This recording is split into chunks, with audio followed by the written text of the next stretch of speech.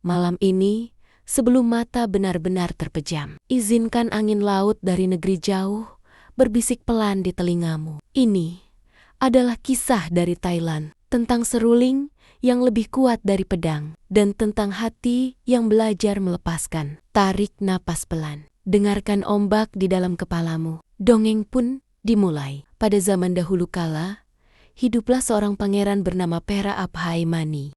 Ia tampan dan lembut, tetapi tidak tertarik pada pedang atau peperangan. Hatinya memilih jalan lain.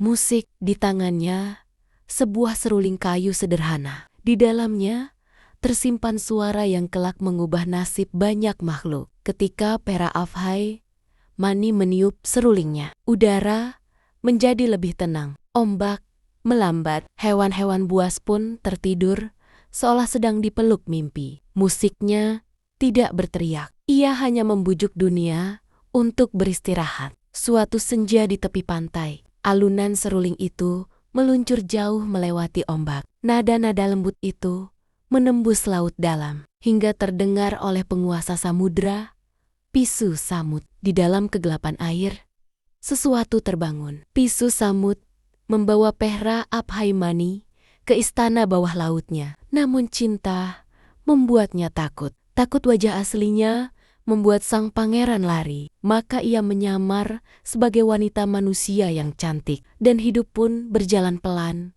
di dalam gua kristal. Waktu berlalu seperti arus laut. Dari keheningan itu, lahirlah seorang anak bernama Sin Samud. Ia tumbuh lincah seperti ikan dan kuat seperti ombak yang tak pernah lelah. Ia adalah rahasia samudra. Suatu hari, Sin Samud menemukan dunia luar. Ia bertemu para putri duyung yang beristirahat di antara karang. Mereka ramah, tetapi mata mereka menyimpan kekhawatiran. Mereka tahu cinta yang memaksa selalu berakhir luka. Malam itu, Pera Abhaimani meniup serulingnya sekali lagi. Bukan untuk memikat, bukan untuk menipu, melainkan untuk menidurkan kesedihan. Pisu Samud terlelap lebih dalam dari biasanya. Dalam gelap yang sunyi, Pera Abhaimani dan Sin Samud pergi bersama putri duyung. Laut berkilau oleh cahaya kecil, seakan bintang jatuh ke dalam air. Kebebasan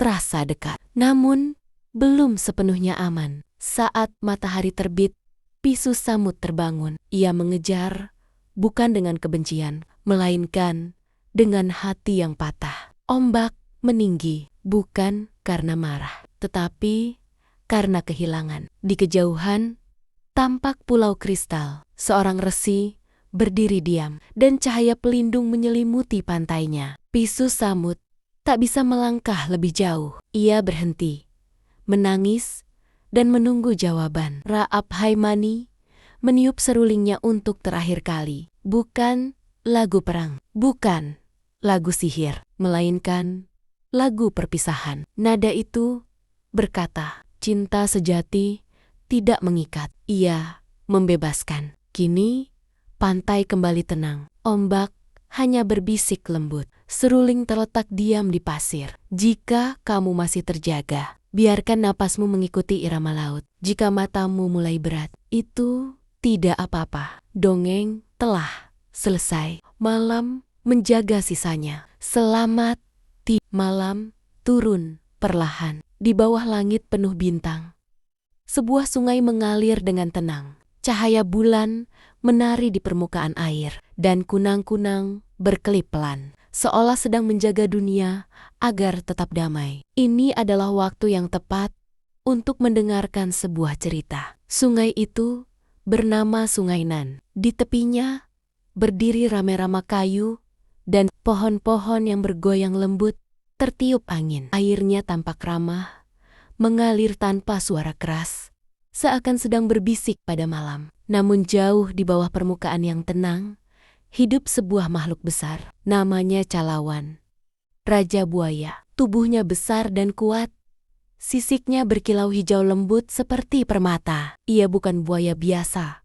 dan sungai mengenalnya dengan baik. Di dasar sungai tersembunyi sebuah istana ajaib. Tidak ada air di dalamnya. Cahaya mutiara menerangi dinding-dinding batu yang halus, membuat tempat itu terasa hangat dan sunyi. Di sanalah Calawan tinggal. Di istananya, Calawan bisa berubah menjadi manusia. Ia tampan, berpakaian indah, dan memiliki banyak harta. Namun, hatinya sering lupa untuk merasa cukup. Kesombongan perlahan tumbuh. Tanpa ia sadari, suatu pagi, dua putri desa bermain di dermaga. Tapau Thong tersenyum cerah seperti sinar matahari, dan Tapau Kae tertawa lembut di sampingnya. Air sungai mengalir tenang di bawah kaki mereka. Tiba-tiba, air beriak lebih besar dari biasanya. Calawan muncul, dan dengan gerakan cepat, namun hati-hati, ia membawa Tapau Thong ke dalam sungai. Gadis itu tidak terluka, hanya terkejut. Sungai kembali tenang, seolah menyimpan rahasia. Desa pun gempar. Ayah Tapau Thong bersedih, namun tidak menyerah. Ia berjanji akan memberi hadiah besar kepada siapapun yang bisa membawa putrinya pulang. Harapan kecil tetap menyala di hati banyak orang. Dari kejauhan, datang seorang pemuda bernama Kraisong. Wajahnya tenang, langkahnya mantap. Ia membawa tombak yang bersinar lembut, bukan untuk pamer kekuatan, tapi untuk menolong. Malam sebelum bertarung, Kraisong duduk di tepi sungai. Ia berdoa, menarik napas panjang, dan menenangkan hatinya. Air sungai mendengarkan, bulan menyinari, dan malam menjaga keheningan. Keesokan harinya, Kraisong menghadapi Calawan. Air bergolak, namun tidak ada amarah berlebihan. Dengan keberanian dan ketenangan, Kraisong melukai kesombongan sang raja buaya, bukan hanya tubuhnya. Kraisong mengikuti Calawan hingga ke istana bawah sungai. Di sana, Calawan telah kehilangan kekuatannya. Tapau Thong ditemukan, selamat dan penuh harap. Tangan kecilnya digenggam erat oleh sang penyelamat. Saat matahari terbenam, mereka kembali ke permukaan. Desa menyambut dengan air mata bahagia. Sungai mengalir tenang kembali,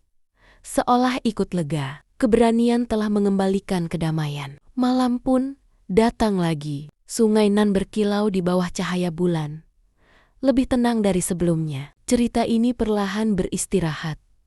Sama seperti kamu, pejamkan mata, biarkan hatimu tenang, dan biarkan mimpi datang dengan lembut. Selamat tidur. Di bawah langit malam yang penuh bintang, jauh melampaui pegunungan bersalju, bersemayamlah kisah yang telah hidup lebih lama dari ingatan manusia. Ini adalah kisah tentang cinta, kehilangan, dan keberanian untuk menempuh jalan yang mustahil. Di balik dunia manusia, tersembunyi hutan Himavanta. Hutan ini tidak pernah menua, bunganya bercahaya, buahnya keemasan, dan udara di dalamnya berkilau oleh cahaya yang tak berasal dari matahari. Di Himavanta, hiduplah bangsa Kinari dan Kinara. Mereka setengah manusia, setengah burung. Langkah mereka anggun di tanah, dan sayap mereka menari bebas di langit. Putri bungsu Raja Kinari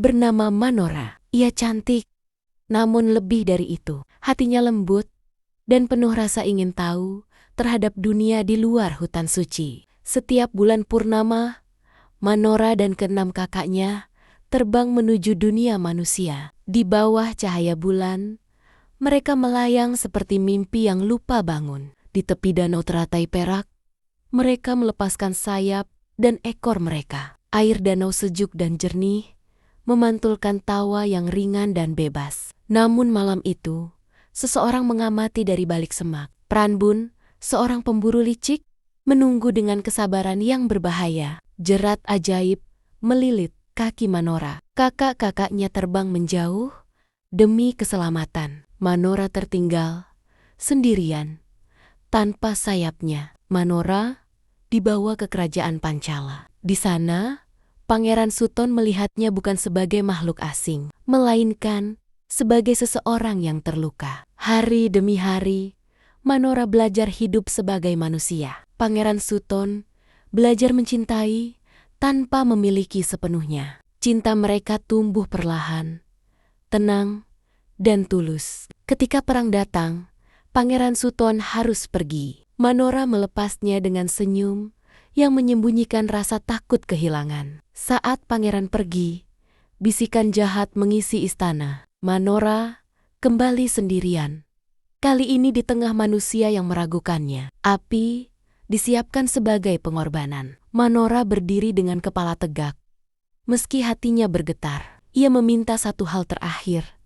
Menari. Dengan sayap emasnya kembali, Manora menari. Gerakannya ringan, penuh kenangan, dan doa. Tarian itu adalah salam perpisahan dan harapan. Di akhir tarian, Manora mengepakkan sayapnya. Ia terbang meninggalkan api dan istana. Sebuah cincin dan selendang ia tinggalkan sebagai tanda cinta. Pangeran Suton kembali dan menemukan kehampaan. Dengan cincin di tangannya, ia bersumpah tidak akan berhenti mencari. Ia menempuh hutan beracun, sungai mendidih, dan gunung yang menutup diri. Setiap langkah ditopang oleh cinta dan kerinduan. Setelah waktu yang panjang, gerbang emas Himavanta terbuka. Pangeran Suton tiba bukan sebagai penakluk, melainkan pencari. 7 kinari berdiri sejajar, serupa tanpa celah. Pangeran memejamkan mata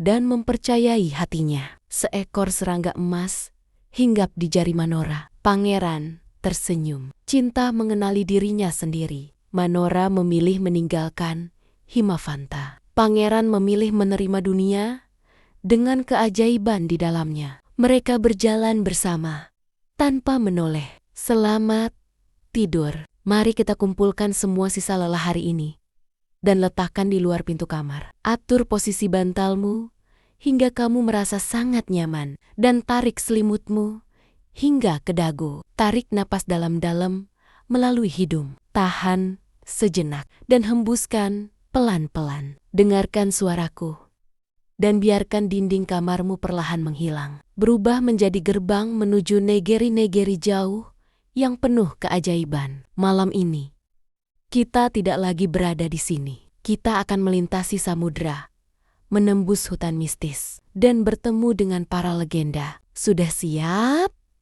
Sudah siap. Cerita dimulai dalam hitungan 3, 2, 1.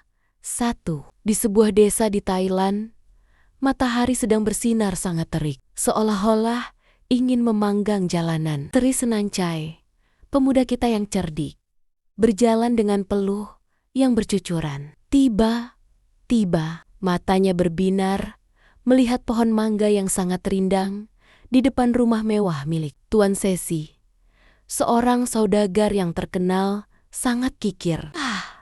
Seandainya aku bisa memejamkan mata sejenak di bawah bayangan pohon itu, pikir Sri Senancai sambil mengusap keringatnya. Tri Senancai mendekat, namun Tuan Sesi langsung mengusirnya dengan kasar. Tapi bukan Sri Senancai namanya jika kehabisan akal. Dengan senyum penuh rahasia, ia mengeluarkan 5 koin terakhirnya. Tuan yang baik, saya tidak ingin duduk gratis. Bagaimana kalau saya membeli bayangan pohon ini darimu? Tuan Sesi tertawa terbahak-bahak, menganggap Sri Senancai orang bodoh. Membeli bayangan? Tentu saja boleh. Mereka pun menandatangani perjanjian di atas daun lontar. Tuan Sesi merasa menang karena mendapat uang cuma-cuma. Matahari tepat di atas kepala. Tri Senancai pun merebahkan dirinya di atas tanah yang sejuk, tepat di dalam kotak bayangan pohon mangga itu.